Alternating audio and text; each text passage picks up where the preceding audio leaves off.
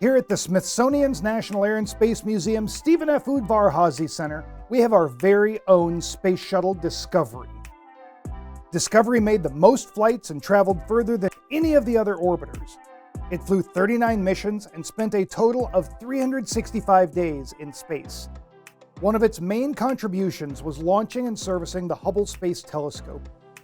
Retiring in 2011, it was the oldest and most accomplished orbiter. 1. Booster ignition and the final liftoff of Discovery. Discovery means finding or uncovering of something. I'm joined by Dr. Michael Barrett, who is a NASA astronaut, and you were on Discovery, and you have a great story about the name. All of our shuttle fleet were named after great ships of exploration, and Discovery is important to me for a couple of reasons. Number one, I flew aboard the last mission of Discovery. It was an incredible honor. But also, many great ships of exploration had that name, Discovery. The first we know of was a 1604 Henry Hudson ship that was used to discover the waterways in the north of Canada. Captain Cook's second voyage of exploration had a ship, Discovery, in it. Captain George Vancouver's ship, which explored the North Pacific, and Robert Falcon Scott's ship that explored the Antarctic, built to purpose, built for Discovery, was also named, in fact, Discovery, and several other ships beyond that. I'm more excited than anything to see what other ship, what next ship will be called Discovery, and where will it go? The names are important. Names are important. As Michael Barrett said, just like Discovery, the entire shuttle fleet was named after famous ships of exploration, and their names alone carry meaningful definitions.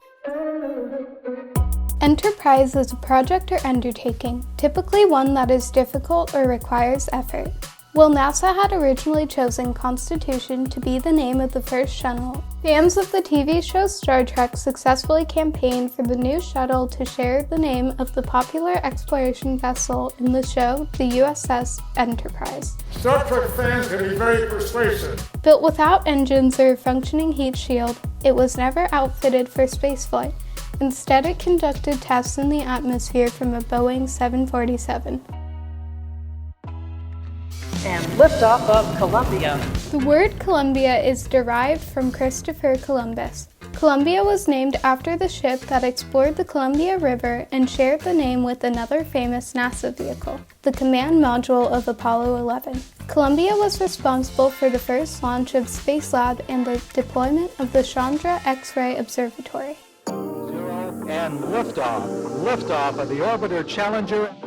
Challenger is someone who discerns the truth or tests the abilities of something. Named after a British ship famous for a scientific expedition that laid the foundation for oceanography, Challenger shares its name with the Apollo 17 lunar module. Challenger was more lightweight than Columbia and boasts both the first spacewalk from a shuttle and the first untethered spaceflight. Liftoff of Space Shuttle Atlantis. Atlantis is a mythical island of Atlas said to be in the Atlantic Ocean. Atlantis was named after a research vessel that was the first to use electronic sounding devices to map the ocean floor. Its mission to the Russian space station Mir included the first on-orbit U.S. crew exchange, which would later be a common occurrence on the International Space Station. Atlantis flew the final mission of the Space Shuttle program. Spreads its wings one final time. Both of your schools chose the name Endeavor, which Webster's defines as to make an effort, strive, to try to reach, or achieve. Named after Captain James Cook's first research vessel, Endeavour was the first shuttle to use a drag-chute landing system. Endeavour was also the first shuttle to launch U.S. modules to the International Space Station. If you were naming a reusable spacecraft, what would you name it? And what significance would that name hold? Let us know down in the comments section. If you liked this video, be sure to follow STEM in 30 on Facebook and Twitter, and subscribe to the National Air and Space Museum's YouTube channel.